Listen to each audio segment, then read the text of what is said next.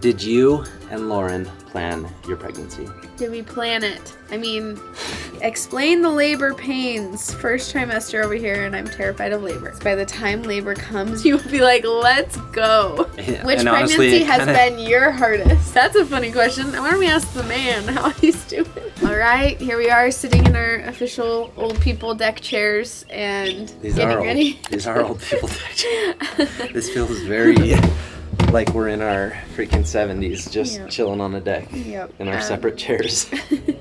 We're gonna answer some pregnancy-related Q&A questions. I did a question box on my Instagram, and of course, because that's what's happening right now, like 70% of the questions were pregnancy-related. So let's dive into some of these questions. I feel like this might be boring for you. No, I feel like... Maybe I'll make up some questions for Derik if there's none for him. I haven't really read these, so I don't know what they are. Okay, so let's see what you guys had to ask us.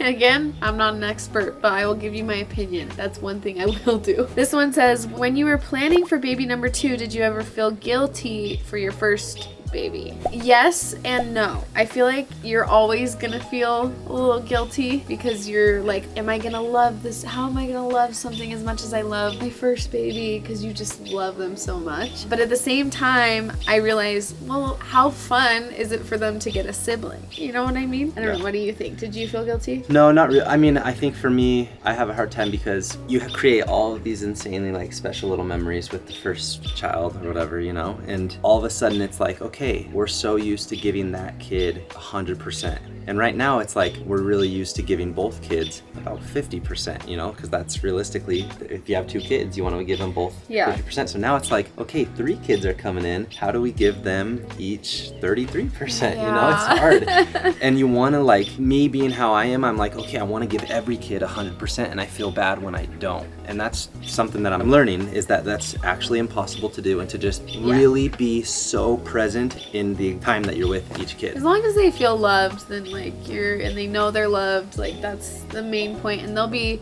so happy to have the siblings. Will baby number 3 be your last, or will you have more? I knew that was gonna be one of the questions. That's my biggest question right now, I think. I have never thought about it so hard. I actually think about it at least once a day. Yeah. I know like we haven't had this baby yet, so of course I think we're just gonna end up seeing how it goes. But I always knew, obviously when we had 2 kids, I knew we were gonna have another one. So I never had to think about it because I just always knew we wanted more than 2. With this one, it really is like we could be good with just 3 and we could be done. I think we'll know when it's happening. Like we'll know after we have this baby and like going, as the baby starts getting a little older, we'll know if we want another baby after that. Did you and Lauren plan your pregnancy? It's always funny when it's like, did you plan this? And it's like, well, if you know how pregnancy works, like you can be trying around the same time, but to plan it is a little difficult. Did you plan on trying to be pregnant at the same time? Okay. Well, yeah, we wanted to have babies around the same time. That was definitely like, we've never been pregnant at the same time, and we both have 2 kids, and we're always like kind of on the opposite. And Lauren really wanted a bigger age gap with her baby, and I wasn't sure. I wanted just like kind of the same age gap, so it would have lined up just knowing that that's kind of what we wanted, and it did line up. We were both like ready to start trying around the same time, and so we did. And we did not think it was gonna be like this close, because I mean, we had both been trying for quite a few months, and then it just ended up lining up at the exact same time, which is crazy, because it's like she could have got pregnant on the first month and I would have still been going for a couple more months, or you just never know. That's why there's like no way to plan it. Laura and I were both thinking like, it's too good to be true. Like we're 2 weeks apart from each other, and then we're both having girls. Like I thought one of us would be different in that way, but it's gonna be really fun. You were always wanting to have a baby at the same time as Lauren, just because you guys kind of always joked about it, but I think it could actually be really helpful. You were like, I could use your breast milk.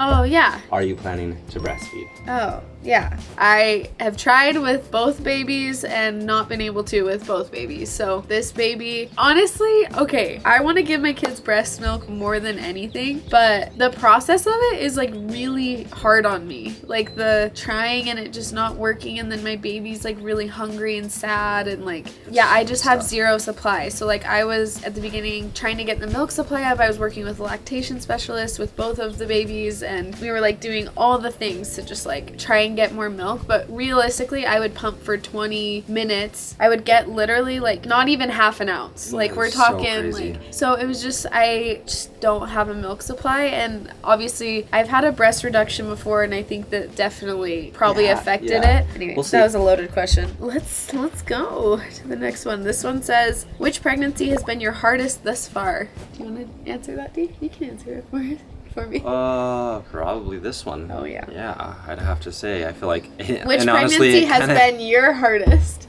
That's a funny question. Why don't we ask the man how he's doing? I would say this one, it feels like I have to be more busy just because there's 2 kids. I feel like Sunny for me was probably the hardest. When I was pregnant with Sunny? When you're pregnant with Sunny, just because it seemed like it was a harder pregnancy than with Jack, and I still could give you way more attention because Jack was still really little and he was just around us all the time. Now it's like, okay, I'm with the 2 kids a lot, and so you're saying this one's the hardest, I think the middle one for me probably was the hardest. This one's still, yeah, obviously, but I can definitely see how this one for you is the hardest. And you're more on your own, and it's like, obviously the symptoms have been the craziest. You're getting the pain and the pelvic floor stuff going on way earlier than the last 2. Yeah. This pregnancy for me has by far been the hardest, but anyway. You're getting through it. 80 more days, what? 80, like 80 more days. Something like that.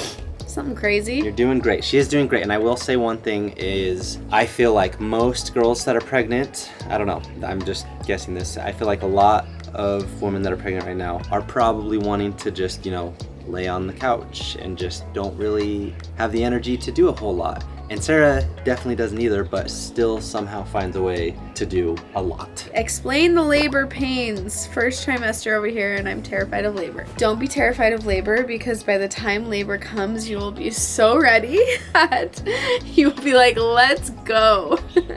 At least that's how I was, which I think most pregnant women are like, okay, this is happening, this is go time. But yeah, for your first, it is kind of scary because you don't know what to expect. But I think the labor pains are, honestly, you kind of forget. You kind of forget what they are.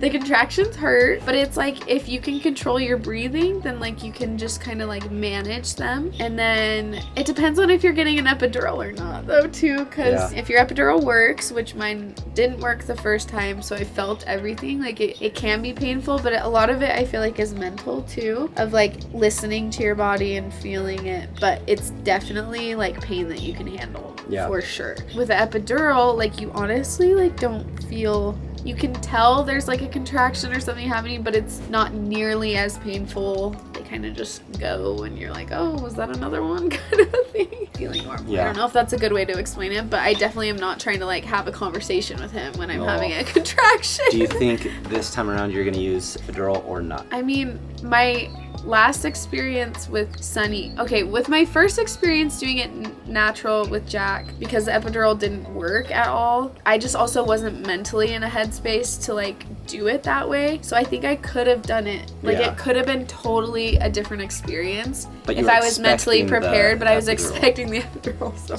and it was my first baby, so I think like that was just like harder. But like I think now if I was planning to do it natural, I think I could do it and it would be a lot better of an experience and like okay, and I could manage my and I think I will still get the epidural. But you could. I could. All this like I think I could. No, I do, and that's where I think. But I just had such a positive birth experience last time with Sunny when the epidural worked. Honestly, we were chit-chatting, we were laughing, we were having a good time. I was just eating ice and I don't remember what we were doing, but we were just listening to music and like I was laboring, and then I was like, oh my gosh, I need to push, and then it was like 3 pushes and she was out. Obviously it was still like painful a little bit. It doesn't block everything, but like it was just like way more pleasant for sure.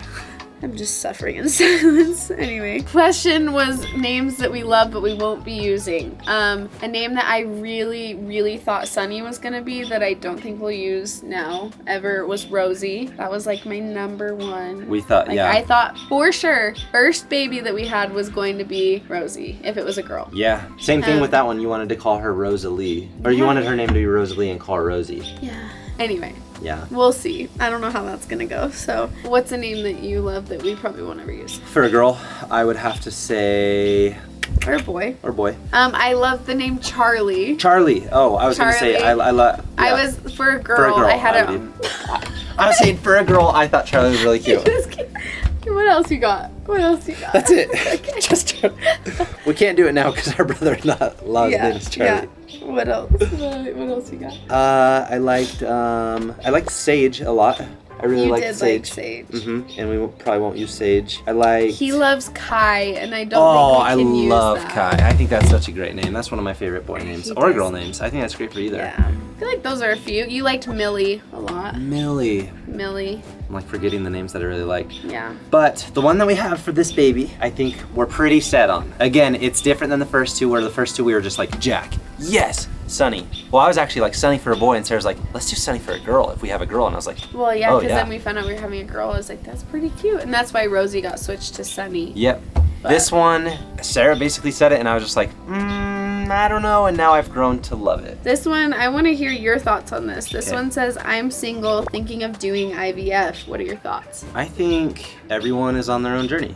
And I think that if that's going to be the best solution for you to be able to be a mom and take care of a baby and bring someone into this world. I mean, if you ask me, being a parent is hands down the best thing I think, me personally, I could ever experience in this life. And I think Sarah would say the same thing as being a mom. And so I think if this is the way for you that you feel like you'd be the best situated to be a great mom for that child, then yes, I think that's fine. I think that that's a great way to bring someone into this world. That's a really good answer. My logical side of it is that I actually don't know how old whoever the person is that asked the question.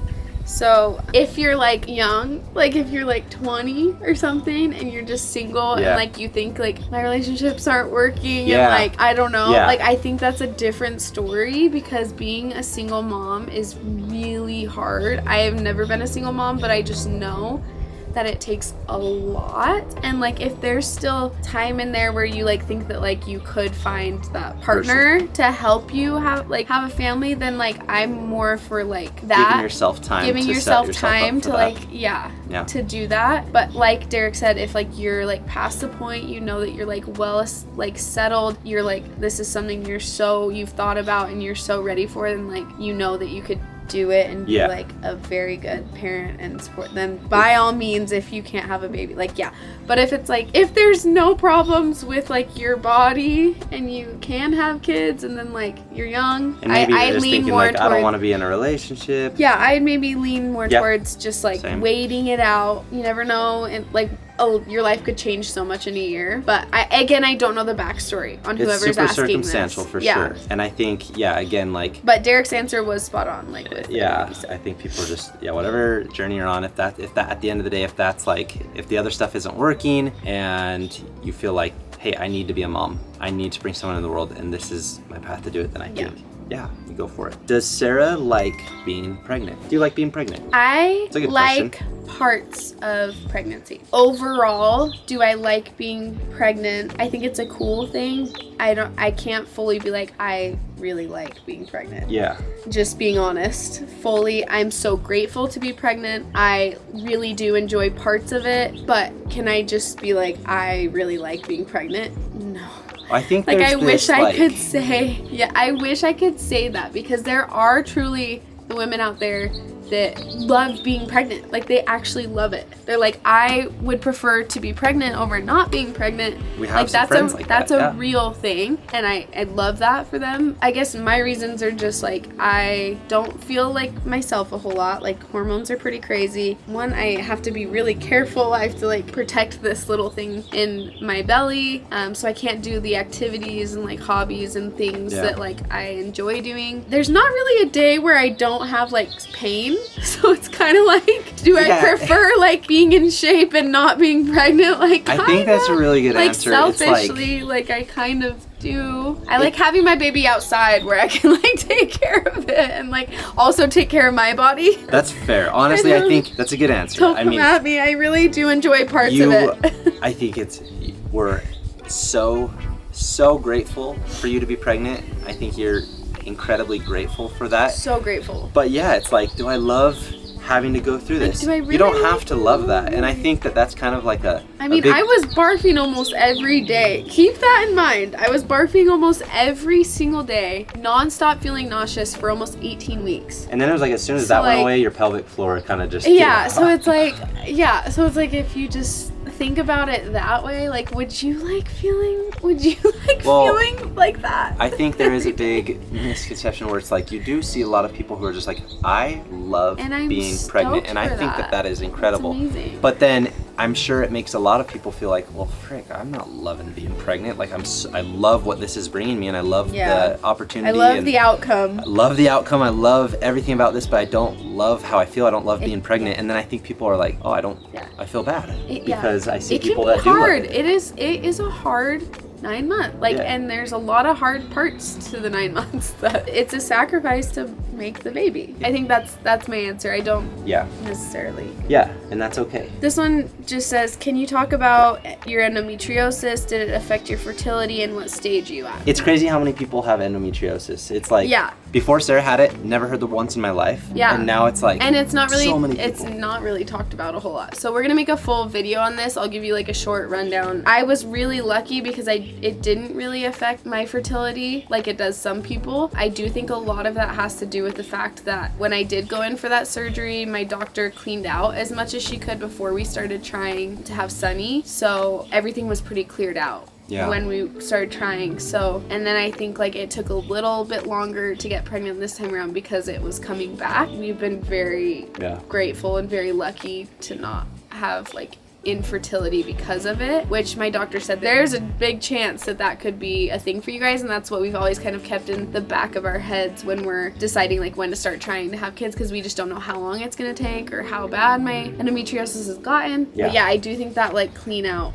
definitely helped before Sunny. I have stage 4, almost stage 5, by the way. Whoever was asking, she said it was pretty bad. So my recommendation from my doctor was that when we have decided that we're done having kids, that best option is to get a hysterectomy, so I don't have to deal with it longer, because it will just progressively get worse and worse, and that's not fun. So when we decide we're done, that's gonna be our route. Is that the route? Is that for sure? That's for sure, unless I want to deal with the pain. But because somebody we talked to was like not wanting to get a hysterectomy because it did something. Oh yeah, no, you still have to get one, but there's just like there's different types now. So before the surgeries were like not as good, they would just like take everything, and now I think that you can just like take certain parts of it. I definitely need to do more research on it. I feel freaking bad because you can't even get snipped. It's just gonna be me again. That's crazy. Anyway, no, it's fine. We're gonna do a full video, YouTube on that, and I'll go into depth on like my whole experience with it,